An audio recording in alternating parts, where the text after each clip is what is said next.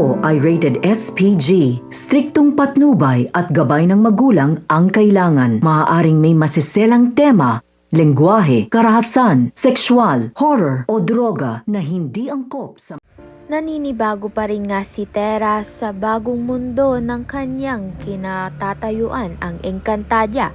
Hirap man siyang makibagay, mainit naman nga siyang tinanggap ng bagong mga sangre at ni Imaw.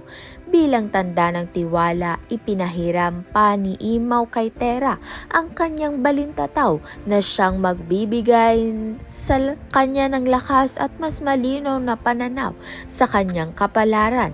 Kaya naman nga't palapit na nga itong si Tera na gampanan ng kanyang tunay na kapalaran na maging tagapagligtas ng Encantadia. Sa kabilang banda naman nga, papanig na nga sa tama si Dea, ang ikaapat na henerasyon ng mga sangre.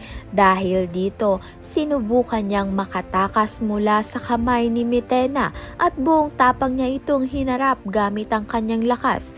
Ngunit hindi siya nagtagumpay at sa halip, pinarusahan pa nga siya ni Mitena.